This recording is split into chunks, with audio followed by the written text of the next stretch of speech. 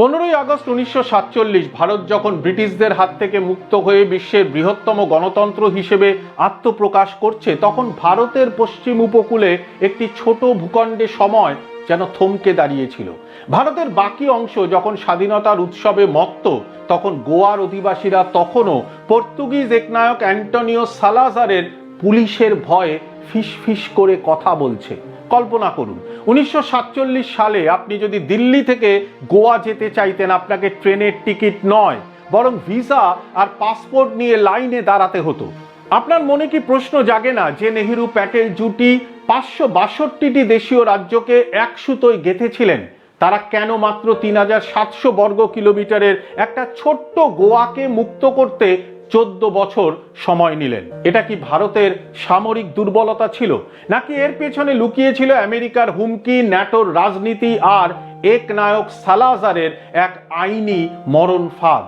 আজকে আমরা উন্মোচন করব ভারতের স্বাধীনতার ইতিহাসের সেই অধ্যায় যা আপনার পাঠ্য বইয়ে হয়তো এড়িয়ে যাওয়া হয়েছে। 50-এর দশকের শুরুতে যখন জাতিসংঘ মানে ইউনাইটেড নেশনস উপনিবেশবাদ বিরোধী আইন কঠোর করতে শুরু করলো, তখন পর্তুগিজ একনায়ক সালাজার এক অদ্ভুত চাল চাললেন।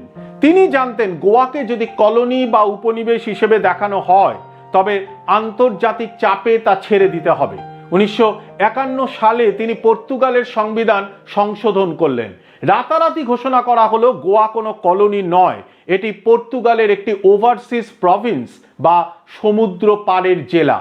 তার দাবি ছিল লিসবন আর গোয়ার মধ্যে কোনো পার্থক্য নেই, এটি পর্তুগালের একটি অবিচ্ছেদ্য অংশ, ঠিক যেমন ভারতের কাছে বোম্বে বা কলকাতা। এই আইনি ভেলকিবাজের মাধ্যমে সালাজার আন্তর্জাতিক বিশ্বকে বললেন, ভারত যদি গোয়া দখল করতে চায় তবে তা হবে পর্তুগালের সার্বভৌমত্বের ওপর আঘাত। আর ভারতের প্রধানমন্ত্রী জওহরলাল নেহেরু তখন বিশ্ব মঞ্চে শান্তির দূত হিসেবে পরিচিত হতে চাইছিলেন। তিনি কোনোভাবেই চাননি ভারত প্রথম কোনো সামরিক পদক্ষেপ নিয়ে আন্তর্জাতিক মহলে আগ্রাসনকারী হিসেবে চিহ্নিত হোক। বন্ধুরা, ইতিহাস মানে কেবল জয় পরাজয় নয়, ইতিহাস মানে জটিল রাজনীতির সমীকরণ বোঝা। আমরা এই ভিডিওর জন্য ন্যাশনাল আর্কাইভস এবং নেহেরুর সেই সময়ের চিঠিগুলো নিয়ে গবেষণা করেছি। আপনি যদি মনে করেন এই তথ্যগুলো প্রতিটি ভারতীয়র জানা উচিত, তবে ভিডিওটি এখনই আপনার বন্ধুদের সাথে শেয়ার করুন। আর এই ধরনের আনটোল্ড হিস্ট্রি আরও দেখতে আমাদের চ্যানেলটিকে সাবস্ক্রাইব করে আমাদের পাশে থাকুন। আপনার একটি লাইক আমাদের এই গভীর গবেষণার পরিশ্রমকে সার্থক করবে। চলুন এবার দেখি কেন আমেরিকা ও ন্যাটো ভারতের এই লড়াইয়ে বাধা হয়ে দাঁড়িয়েছিল। কেন বিশ্ব শক্তিগুলো ভারতের ন্যায্য দাবির বিপরীতে পর্তুগালকে সমর্থন করেছিল? এর উত্তর ছিল ন্যাটো।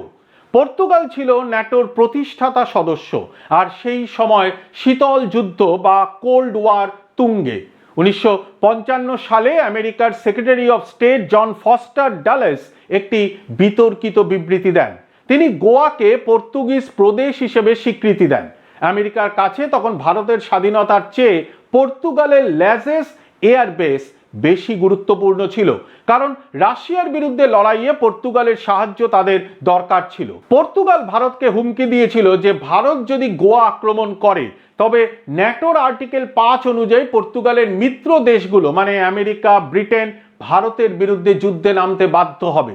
নেহেরু এক ভয়াবহ সংকটে পড়লেন। গোয়া কি তবে তৃতীয় বিশ্বযুদ্ধের কেন্দ্রবিন্দু হতে চলেছে? কূটনীতি যখন ব্যর্থ হচ্ছিল, তখন ভারতের সাধারণ মানুষ আর ধৈর্য ধরে রাখতে পারল না। 1955 সালের 15ই আগস্ট ভারতের স্বাধীনতা দিবসের দিন 3000-এর বেশি নিরস্ত্র ভারতীয় ও গোয়ান সত্যাগ্রহী সীমান্ত অতিক্রম করার চেষ্টা করলেন। পর্তুগিজ প্রশাসন কোনো সতর্কতা ছাড়াই সেই নিরস্ত্র মানুষের উপর মেশিন গান দিয়ে গুলি চালালো। অন্তত 22 জন ভারতীয় মাটিতে লুটিয়ে পড়লেন। ভারতের জনতা ক্ষোভে ফেটে পড়ল।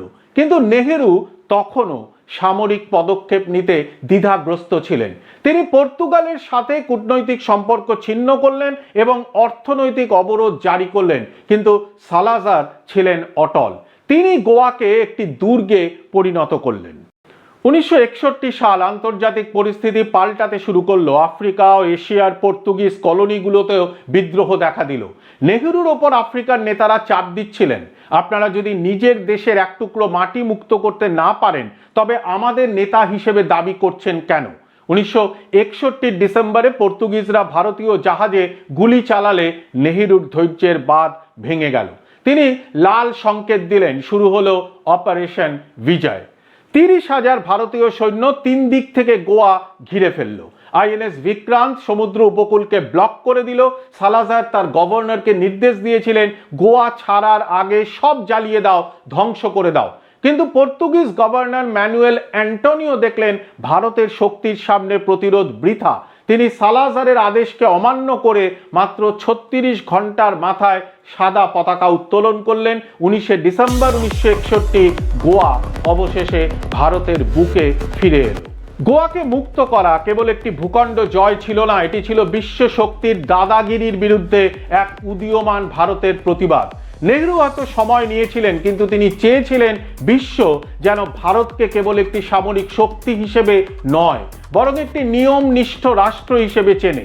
আজ যখন আপনি গোয়ার সমুদ্র সৈকতে বসে সূর্যাস্ত দেখেন, মনে রাখবেন এই নীল জলের পেছনে লুকিয়ে আছে 19 ডিসেম্বরের সেই ত্যাগের ইতিহাস। ভিডিওটি কেমন লাগলো কমেন্টে জানান। পরবর্তী ভিডিওতে কোন ঐতিহাসিক বিষয় দেখতে চান তাও আমাদের লিখে পাঠান। আজ এই পর্যন্তই। জয় হিন্দ।